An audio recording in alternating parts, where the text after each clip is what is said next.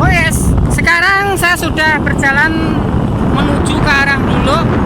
Tepatnya nanti kita akan menuju ke Desa Songowaring, Kecamatan Duluk, Kabupaten Lamongan, Jawa Timur. Dan memang sejarah ini jarang orang yang tahu karena memang minimnya bukti yang ditinggalkan dari sebuah petilasan ya. Memang nggak ada tempat secara peninggalan ornamen-ornamen atau batu bata atau apa, sehingga ini tidak bisa disebutkan sebagai tempat sejarah, namun ini bisa dibuka melalui cerita rakyat atau mitos atau legenda. Oke, kita akan teruskan perjalanan kita. Kita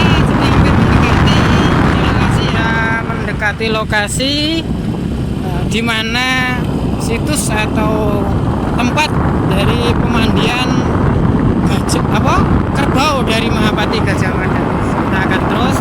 Nah, untuk aksesnya jalannya luar biasa, ini sudah nyaman ya. Di sini ada sudah beton ya, sehingga lebih mudah untuk dilalui ya. Nah, iya rawo. Napa to Pak sejarah kula pirsa rumiyin kok bejane rumiyin niku petilasane saking Mahapati Gajah Mada napa nggih? Nggih.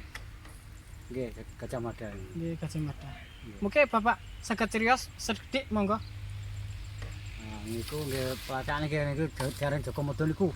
Riyen niku wonten nggih angon biyen niku. Jumput niku lho. Nggih, nggih. Nah niku wonten gunung. Nggih. Akhire disorak Joko Modo niku wurung, Pak.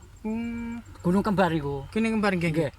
Ya jenengan persane wonten Rasi Antapa. Nggih gunung tapi pun mboten. Gagal gampangan. Nggih, nggih, nggih.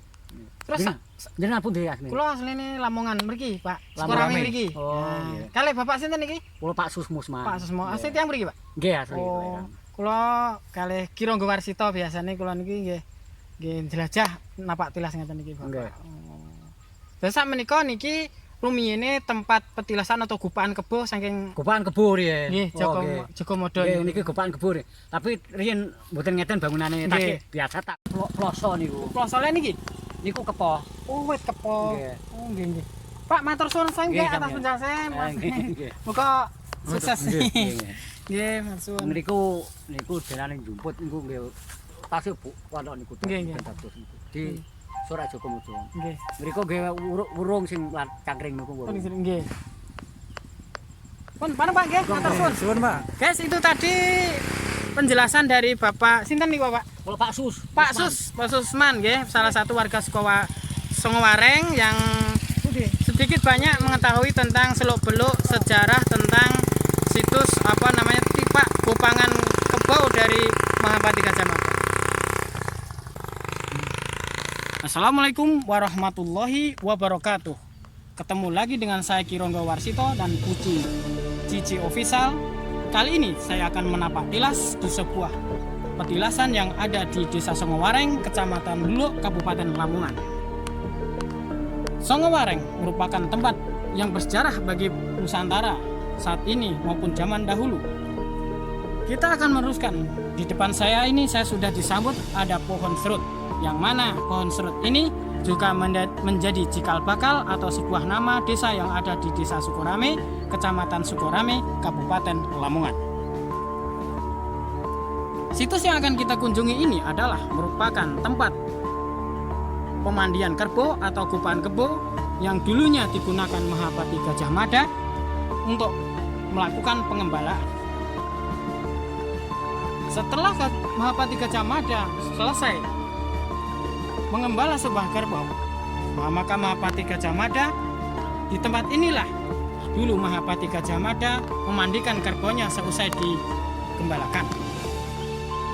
Berdasarkan cerita rakyat yang beredar di masyarakat Songowaring ini, bahwasanya tempat ini dulunya diyakini oleh masyarakat sebagai tempat petilasan atau pemandian kerbau dari Mahapati Gajah Mada. Pada tanggal 8 bulan 10 2012, maka di tempat ini atau tempat pemandian dari kerbau Gajah Mada ini dilakukan pemugaran oleh masyarakat dan atau bantuan dari pemerintah, Sehingga kondisinya saat sekarang ini sudah mengalami era pembangunan yang cukup bagus. Nah, pada zaman dahulu ini tidak seperti ini, merupakan sudah dibongkar sehingga membuat kondisi kolam atau tempat pemandian Kerbau Mahapati Gajah Mada ini sudah kelihatan indah. Namun di bagian tepi barat dari kolam Mahapati Gajah Mada ini menghadapi era kerusakan yang cukup parah.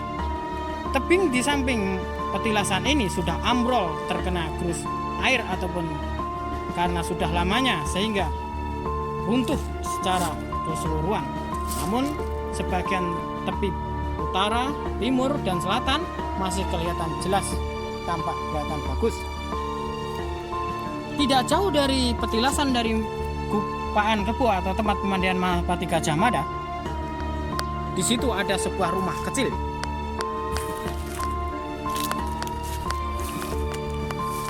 Di rumah kecil inilah dulu Mahapati Gajah Mada melakukan istirahat atau istilahnya sambil menunggu hewan gembalaannya.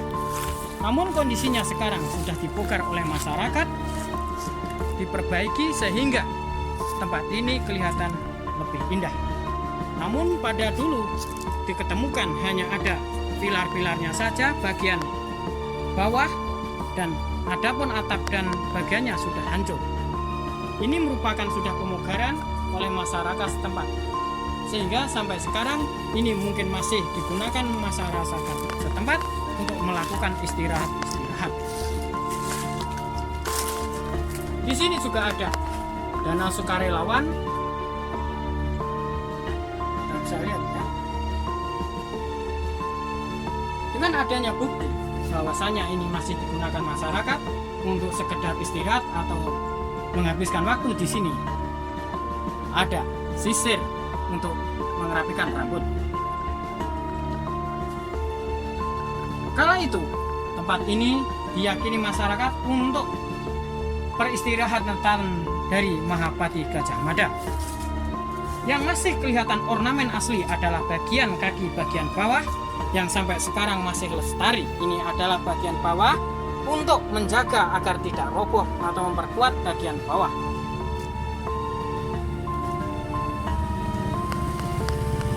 Tidak jauh dari tempat peristirahatan atau tempat Gajah Mada, kita berjalan ke arah selatan. Kita akan menjumpai sebuah pohon besar yang usianya sudah ratusan tahun, mungkin bahkan ribuan tahun. Orang-orang masyarakat di sini menyebutnya adalah pohon kepoh. Pohon kepoh itu mempunyai arti adalah kekepen sing sepuh. Artinya, belajarlah ilmu kepada orang-orang yang tua agar kita selalu mendapatkan wawasan, pengetahuan, dan sejarah suatu daerah. Inilah filosofinya pohon kepoh. Dari pohon kepoh, kita ke selatan.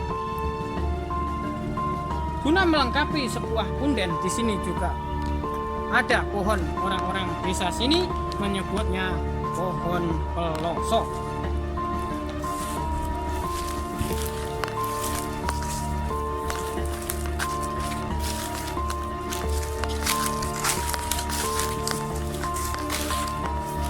Ini adalah pohon peloso yang melengkapi dari situs petilasan dari Mahapati Gajah Mada. Kalau kita melihat sekilas bahwasanya pohon ini usianya sudah mencapai ribuan tahun, ratusan tahun.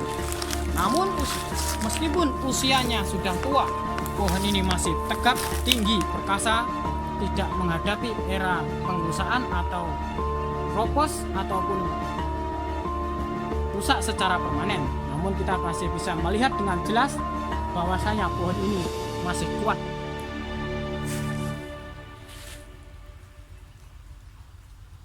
Tidak tahu secara pasti ini masih punden ataukah tidak dari masyarakat Songowareng, karena ini juga belum ada penjelasan lebih lengkap.